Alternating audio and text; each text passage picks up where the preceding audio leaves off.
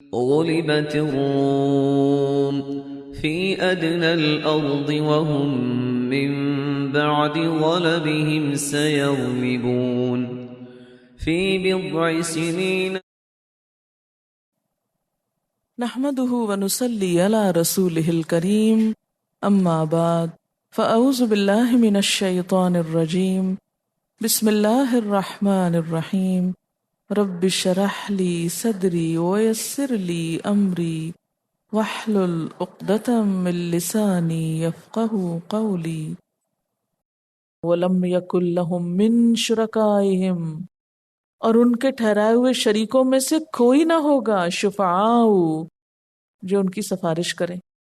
یعنی شریکوں سے مراد یہاں کون ہے؟ جن کو انہوں نے معبود بنا رکھا تھا یا جنہیں وہ سفارشی سمجھتے تھے، یہ جن سے ان کی بڑی امیدیں وابستہ تھی کہ کل قیامت کے دن یہ کام آئیں گے، ہم ان کا پلو پکڑ لیں گے، ان کو ساتھ لے لیں گے، ان پہ تکیہ کریں گے، ان پہ بھروسہ کریں گے.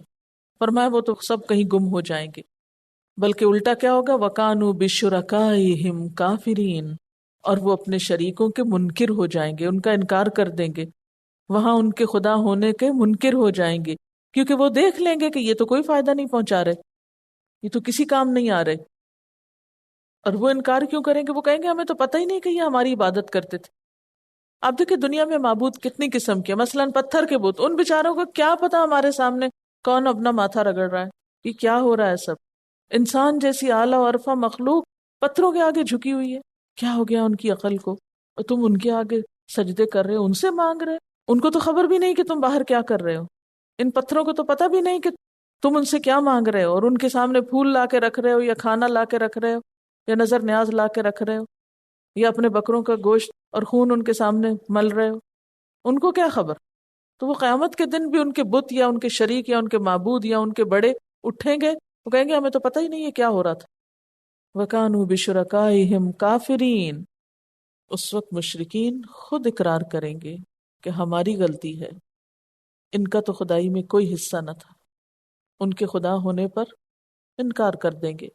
وَيَوْمَ تَقُومُ السَّاعَةُ، اور جس دن قیامت قائم ہوگی، جو قیامت کا دن ہوگا، جس دن قیامت آ جائے گی. یہ بار بار آ رہا ہے وَيَوْمَ تَقُومُ السَّاعَةُ.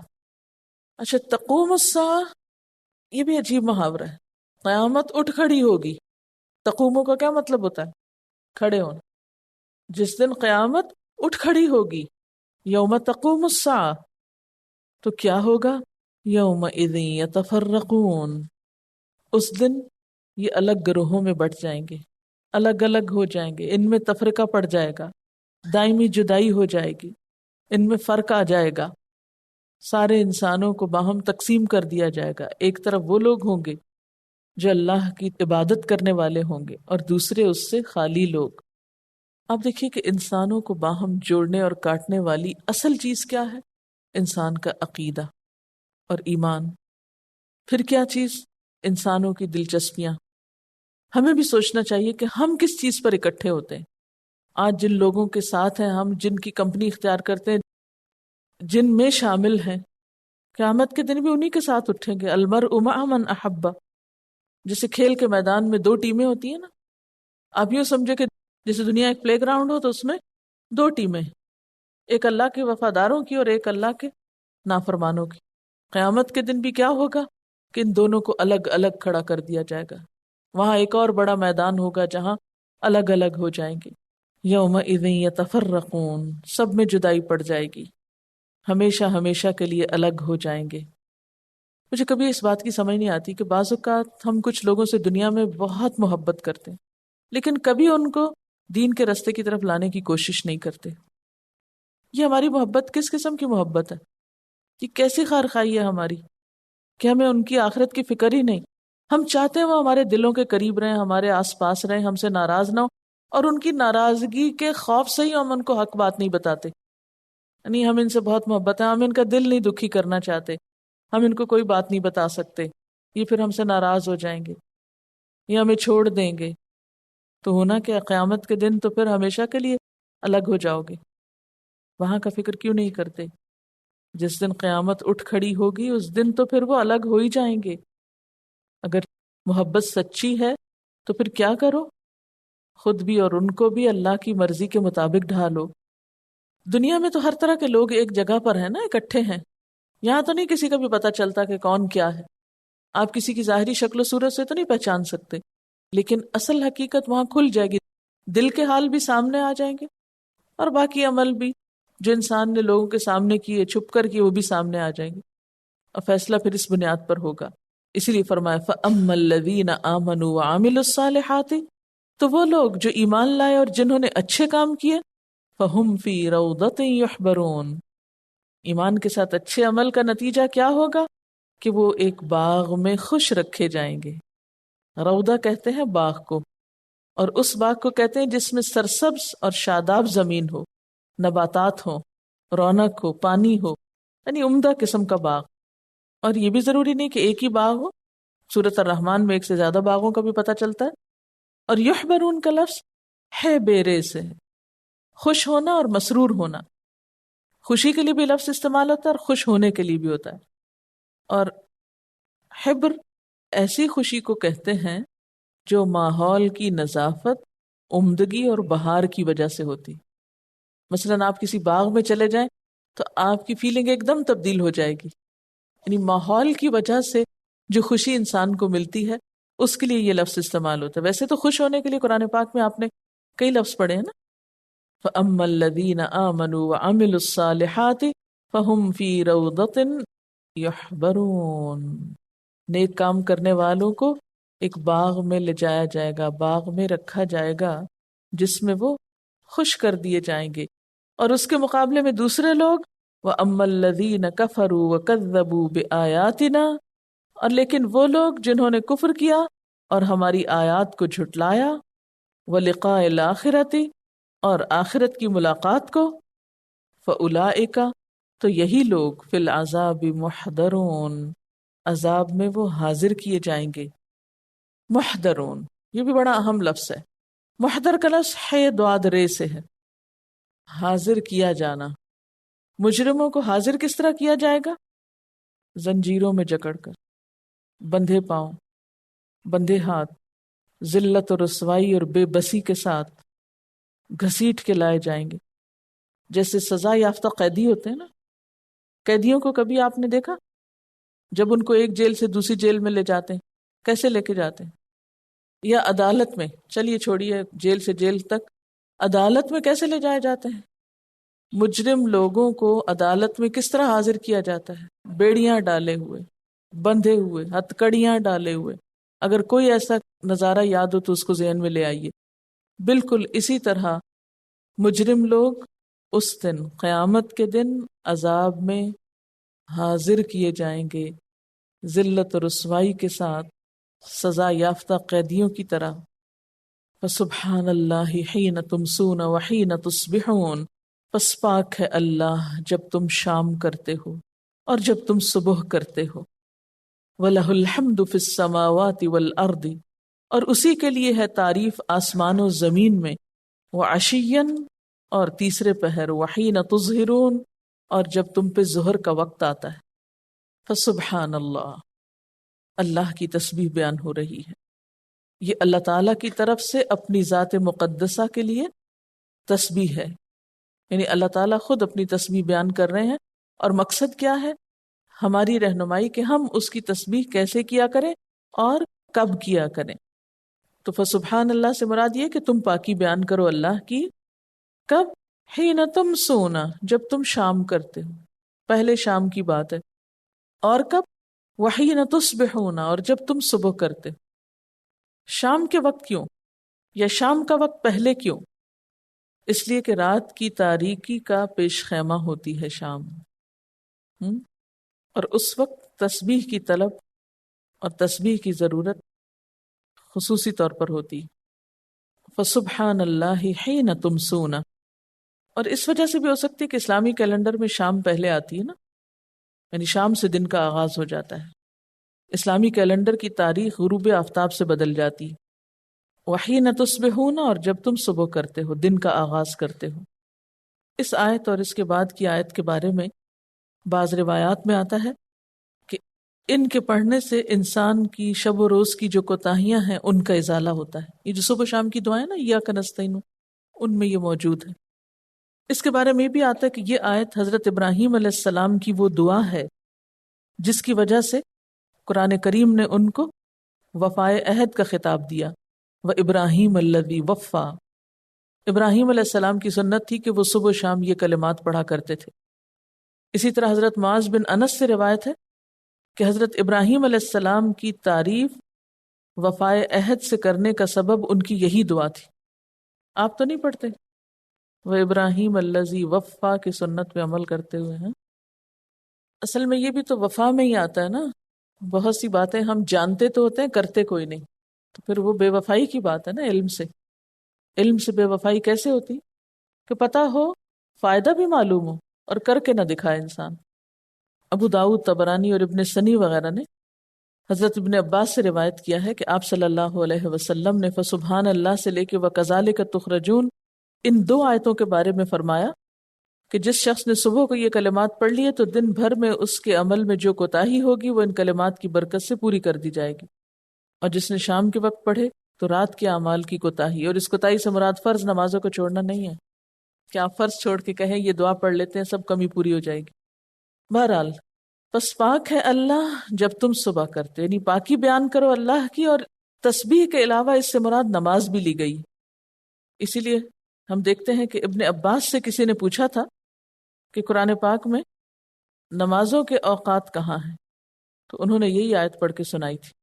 اور یہاں تسبیح سے مراد رات. فسبحان اللہ حین تمسون وحین تصبحون وَلَهُ الْحَمْدُ فِي السَّمَاوَاتِ وَالْأَرْضِ، اور اسی کے لیے ہم جاری ہے آسمان و زمین میں. وَعَشِيًّا، اور تیسرے پہر. تیسرے پہر سے مراد کیا ہے؟ عصر کا وقت. وَحِينَ تُظْهِرُونَ، اور جب تم ظہر کرتے ہو. اب یہاں بھی آپ دیکھیں کہ پہلے عصر کا وقت ہے پھر ظہر کی بات ہے. کیونکہ عصر کی نماز جو ہے اسے صلاۃ الوسطیٰ بھی کہا گیا ہے، درمیانی نماز. اس وقت میں انسان عموماً کوتاہی زیادہ کرتا ہے، اس لیے خصوصی طور پر عصر کا ذکر ہے اور عصر کو پہلے لایا گیا. وَحِينَ تُظْهِرُونَ، اور جب تم ظہر کرتے ہو. یہاں پر ہم دیکھتے ہیں کہ 4 اوقات کا ذکر ہے، یہ 4 نمازوں کا ذکر ہے. تمسون، تصبحون، عشیًا اور تظہرون. لیکن تمسون میں صرف مساء ہی نہیں بلکہ عشاء بھی ساتھ شامل ہو جاتی. یہاں ایک اور بڑی اہم بات پتہ چلتی، عبادات کے اوقات کا تنوع. تنوع کس کو کہتے ہیں؟ ویری کرنا، ورائٹی. کیوں؟ یہ بھی تو ہو سکتا تھا کہ اللہ تعالیٰ یہ فرماتے کہ اچھا تم لوگ 5 نمازیں پڑھ لیا کرو جب تمہارا جی چاہے، جب تمہیں وقت ملے. تو ہم کیا کرتے؟ سویرے کہتے ہیں ہم کو نیند آئی ہے، دوپہر میں ہم تھک گئے ہیں سارا دن کا کام کر کے، عصر کے وقت مصروفیت بہت ہے، چلو عشاء میں ہی سب پڑھ لیں گے. اس وقت پھر کہیں گے کہ نہیں اب تو تھک گئے ہیں. اس سے ایک تو اوقات کی تقسیم کا قاعدہ پتہ چلتا ہے، ایک ٹائم ٹیبل ہمیں دیا گیا ہے. پھر اوقات کی پابندی کا سبق بھی ملتا ہے. پھر اب دیکھیے کہ یہ سارے اوقات کیا ہیں، ایک وقت میں سورج نکل رہا ہے، ایک اینگل چینج ہو رہا ہے نا. پھر آپ ایک بڑا وقت دیکھیں گے کہ کوئی نماز نہیں، جو ہی زوال ہوتا ہے تو ایک اور اینگل چینج ہو گیا، دھوپ کا، روشنی کا، ہر چیز کا، پھر نماز ہے. پھر آپ دیکھیں گے کہ دن واپس مڑنے کی تیاری کر رہا ہے، عصر کے وقت ایک اور اینگل چینج ہو رہا ہے، دھوپ پیلی پڑ رہی ہے. پھر اس کے بعد سورج غروب ہو گیا ہے، اندھیرا آنے لگا ہے، پھر اندھیرا تیز ہو گیا ہے. پھر جو روشنی کے مختلف اینگلز ہیں اس کے ساتھ ساتھ عبادات کے اوقات بھی مخصوص ہو رہے ہیں یا مختص کیے جا رہے ہیں. کسی بھی ماحول کو خوشگوار بنانے کے لیے روشنی کوئی خاص کردار ادا کرتی؟ کیا اس سے بھی کوئی فرق پڑتا ہے کہ روشنی اوپر سے آ رہی ہو یا سائڈ سے آ رہی ہو یا پیچھے سے آ رہی ہو؟ کوئی اس سے کسی انسان کے مزاج پہ اس سے کوئی اثر ہوتا کہ آپ تیز روشنیاں جلا کے بیٹھے ہوں یا آپ لیمپ لگائے ہوئے ہوں، سفید روشنی ہو یا پیلی روشنی ہو یا نیلی اور لال اور سبز ہو یا کوئی روشنی بھی نہ ہو؟ کوئی مزاج پہ فرق آتا ہے آپ کے؟ تو بدلتے مزاج اور بدلتے رنگوں اور بدلتے اوقات کے ساتھ اللہ کی یاد لازم ہے. دن میں آنے والی ہر تبدیلی ہمارے مزاج پہ اثر ڈالتی. اس تبدیلی سے نبٹنے کے لیے کیا کرنا ہوتا ہے ہم کو؟ کیا کرنا ہوتا ہے تبدیلیوں سے نبٹنے کے لیے؟ اللہ کو یاد کرنا ہوتا ہے. پھر موڈز نہیں طاری ہوتے، موڈز کنٹرول ہو جاتے ہیں. اسی طرح آپ دیکھتے ہیں کہ دن کے مختلف اوقات میں ہماری دلچسپیاں مختلف ہوتی ہیں، کام مختلف ہوتے ہیں. صبح میں آپ ناشتہ کرتے ہیں، دوپہر میں آپ کھانا کھاتے ہیں، عصر کے وقت آپ چائے پیتے ہیں، عشاء کے وقت آپ ڈنر کرتے ہیں. ہاں؟ تو اسی طرح جیسے جسمانی غذا آپ لیتے ہیں، آپ کے جسم کو ضرورت ہوتی ہے، تو اسی طرح آپ کی روح کو بھی غذا کی ضرورت ہوتی ہے، تو اس کے لیے روحانی غذا لیتے ہیں. پھر ان مختلف اوقات کے درمیانی عرصے میں آپ کچھ غلط کام بھی کر لیتے ہیں، پھر توبہ ضروری ہوتی ہے. پھر یہ کہ کوئی برائی لمبے وقت تک نہیں کر سکتے، کوئی فحشا لمبے وقت تک نہیں انسان اس میں انوالو ہو سکتا، کیونکہ نماز کا وقت آ گیا.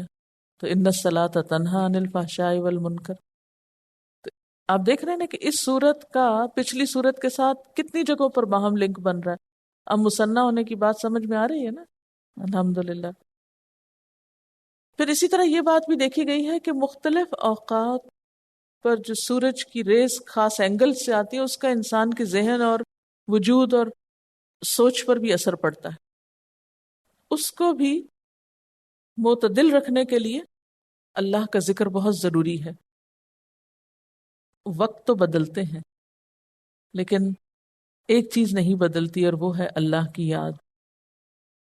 دن کے مختلف رخ نظر آتے ہیں، ہم دیکھتے ہیں، محسوس کرتے ہیں، لیکن اللہ کی یاد میں کوئی فرق نہیں آتا، وہ ہستی نہیں بدلتی. پھر اوقات کی تبدیلی کے ساتھ فزیکل، مینٹل، ایموشنل پریشرز مختلف ہوتے ہیں. پھر سورج کی عبادت کچھ قومیں کیا کرتی تھی، تو فرمایا کہ نہیں، سورج چڑھے یا زوال پذیر ہو یا غروب ہو، اس سے کوئی فرق نہیں پڑتا، تم اس کو نہیں پوجو، اللہ کی عبادت کرو.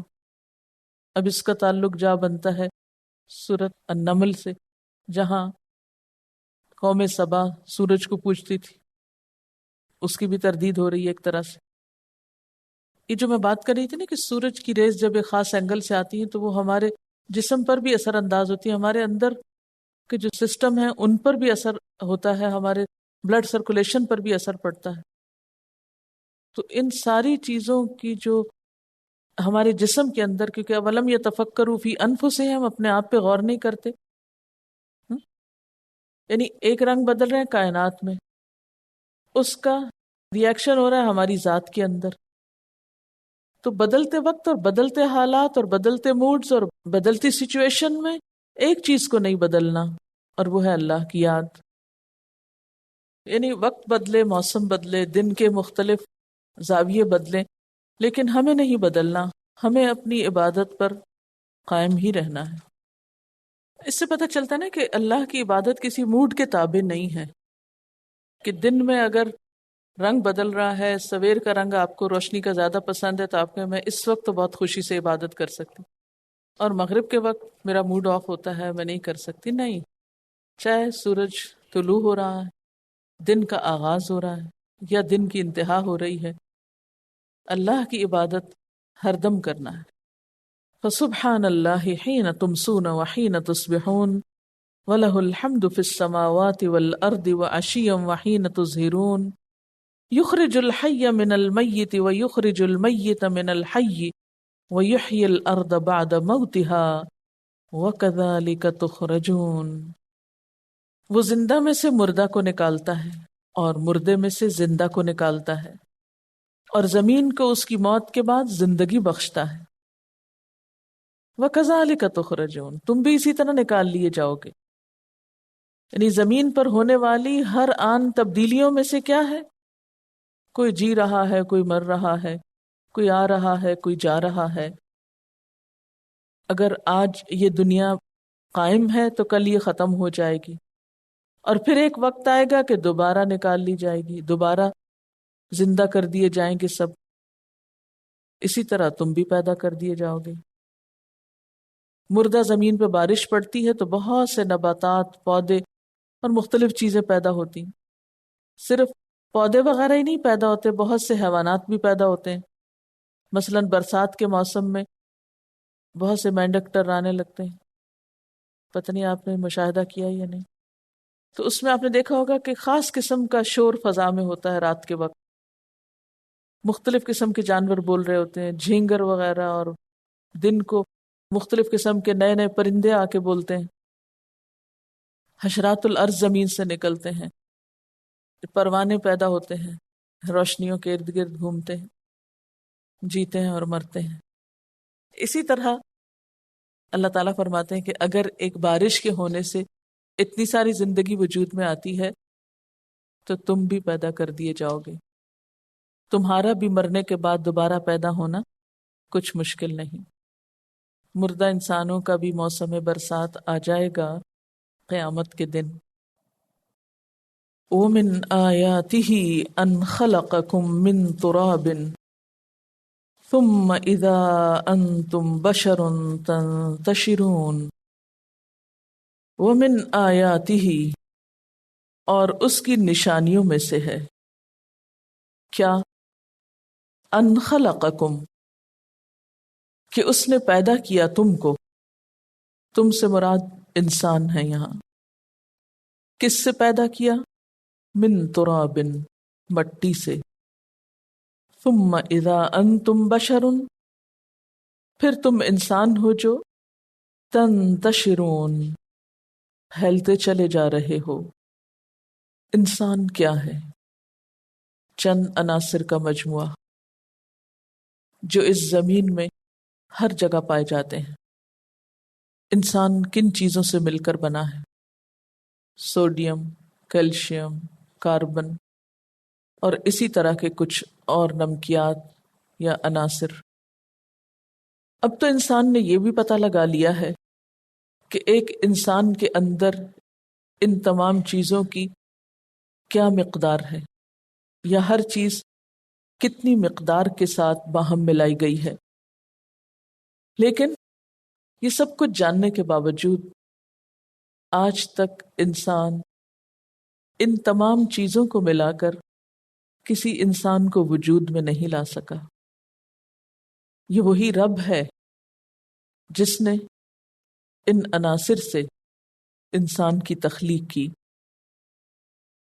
تراب کا ذکر کرنے کے بعد فرمایا پھر تم انسان زمین میں پھیلتے چلے جا رہے ہو۔ ویسے اگر مٹی کی صفت دیکھی جائے تو کیا ہے کہ جہاں جم جائے، جہاں رہ جائے، سال ہا سال تک وہیں پڑی رہتی ہے۔ لیکن انسان، اسی مٹی سے بنا ہوا انسان، وہ زمین میں پھیلتا چلا جا رہا ہے۔ یہ سب کچھ کیسے ہوتا ہے؟ یہ سب کون کرتا ہے؟ اس کے پیچھے کون سی قوت ہے؟ اس رب کی جس نے انسان کو صرف چند معدنیات کا مجموعہ ہی نہیں بنایا بلکہ اس کے اندر روح بھی ڈالی۔ جب تک وہ روح انسان کے اندر رہتی ہے انسان حرکت کرتا رہتا ہے، اور جب روح چلی جاتی ہے تو انسان پھر مٹی میں مل جاتا ہے، مٹی بن جاتا ہے۔ یہ روح کیا ہے؟ یہ روح کہاں سے آتی ہے اور کہاں چلی جاتی ہے؟ انسان اسے اپنے کنٹرول میں کیوں نہیں لے سکتا؟ انسان روح کے بارے میں اتنا بے بس کیوں ہے؟ روح کا معاملہ ایسا معاملہ ہے جس کو سمجھنا آج تک انسان کے بس سے باہر ہے۔ مٹی کے اس ڈھانچے میں روح کے آنے پر نہ صرف یہ کہ اس میں حرکت پیدا ہوتی ہے بلکہ اس کے اندر طرح طرح کے جذبات بھی جنم لیتے ہیں، احساسات اور شعور بھی جاگتا ہے، ارادہ اور اختیار بھی سر اٹھاتا ہے۔ یہ سب کچھ کون کرتا ہے؟ اللہ تعالی۔ پھر انسان جب تک اللہ چاہتا ہے زندہ رہتا ہے، اور کس طرح اس کے سارے اعضاء اپنے رب کے حکم اور اذن کے ساتھ خود بخود کام کرتے رہتے ہیں، ایک آٹومیٹک یا فلی آٹومیٹک مشین کی طرح۔ تھک جاتا ہے تو آنکھیں بند ہونے لگتی ہیں اور خواب کی دنیا میں چلا جاتا ہے۔ انرجی کم ہوتی ہے تو خود بخود بھوک لگتی ہے، کھا لیتا ہے، اور انسان کے اندر جب ویسٹ مادہ جمع ہو جاتا ہے تو اسے باہر نکالنے کے لیے انسان کے اندر ایک خود بخود طلب پیدا ہوتی ہے، اور جب تک انسان اس سے چھٹکارا نہ حاصل کر لے تو انسان سکون نہیں پاتا۔ یہ سب کچھ کیسے ہوتا ہے؟ کون کرتا ہے؟ یہ کون ہے جو اندر بیٹھ کے سب اعضاء کو انسٹرکشنز دے رہا ہے کہ اب تمہارے کام کا وقت ہے، اب بھوک لگنا ہے، اب ویسٹ مادوں کو خارج کرنا ہے، اب سونا ہے، اب جاگ جانا ہے؟ کیونکہ سونے کی بھی ایک لمٹ ہوتی ہے، اس کے بعد انسان کا پھر سونے کو بھی دل نہیں چاہتا، اس سے بھی اٹھنا پڑتا ہے۔ پھر سوتے ہوئے یا سونے کے دوران انسان کے اندر اس کے جسم کی ٹوٹ پھوٹ کی مرمت ہوتی، ہر روز رینوویشن ہوتی۔ ہم اپنے گھروں کو تو سال ہر سال بعد درست کرتے ہیں یا ہم ہفتے بعد صفائی کرتے ہیں، لیکن اللہ تعالیٰ نے ہمارے جسم کے اندر ایسا نظام رکھا ہے جو ہر روز ہمیں اندر سے صاف کرتا ہے، خود بخود، باہر کی طاقت سے نہیں، اندر ہی اس نے کوئی طاقت رکھی۔ یہ وہی ہے کہ جو روز کی روز مرمت کراتا ہے، اندر ہر روز مرمت ہوتی۔ دن میں جو ہم کام کرتے ہوئے ٹوٹ پھوٹ کر لیتے ہیں وہ سب کچھ وہ درست کرتا ہے، اور پھر جب اس کا اذن نہ ہو تو یہ سب کچھ ماند پڑنے لگتا ہے، ختم ہونے لگتا ہے۔ اور بسا اوقات انسان زندہ ہوتے ہوئے اس کی سانس چل رہی ہوتی ہے لیکن اس کے یہ سارے نظام کام نہیں کر رہے ہوتے، وہ آہستہ آہستہ واپسی کی تیاری کرنے لگتا ہے۔ وَمِنْ آیَاتِهِ أَنْ خَلَقَكُم مِّن تُرَابٍ، اپنی اصلیت دیکھو، اوریجن دیکھو، کہاں سے بنے، کس چیز سے بنے، لیکن کس نے بنایا؟ اور پھر بنایا ہی نہیں، پہاڑ کی طرح جما نہیں دیا، درخت کی طرح اگا نہیں دیا، پیدا کرنے کے بعد تمہیں حرکت کی صلاحیت دی اور تم زمین میں پھیلتے چلے جا رہے ہو۔ اذا انتم بشر تنتشرون، اور پھیلتے پھیلتے ساری زمین پر پھیل گئے ہو۔ یہ جو تنتشرون کا لفظ ہے، اس کے لفظی معنی پہ تھوڑا سا غور کر لیں۔ تنتشرون کا لفظ نون شین رے سے ہے، نشر کرنا، پھیلا دینا۔ اذا الصحف نشرت کے معنوں میں بھی آتا ہے، وَإِلَيْهِ النُّشُورُ کے معنوں میں بھی آتا ہے۔ اور یہاں تنتشرون کا معنی کیا ہے کہ انسان کا اپنی دنیاوی زندگی کی ضروریات کے لیے، اپنی حاجات کے لیے، کسب معاش کے لیے چلنا پھرنا، یعنی تم پھر زمین میں پھیلتے چلے جاتے ہو، اپنی ضروریات کو تلاش کرتے چلے جاتے ہو، اور ضرورت کی خاطر ادھر سے ادھر پھیل جاتے ہو، سفر کرتے ہو اور زمین کو آباد کرتے ہو۔ کبھی تم نے دیکھا یہ سب کچھ کون کر رہا ہے اور یہ کیسے ہو رہا ہے؟ وآخر دعوانا ان الحمد للہ رب العالمین۔ سبحانک اللہم وبحمدک، نشہد ان لا الہ الا انت، نستغفرک ونتوب الیک۔ والسلام علیکم ورحمۃ اللہ وبرکاتہ۔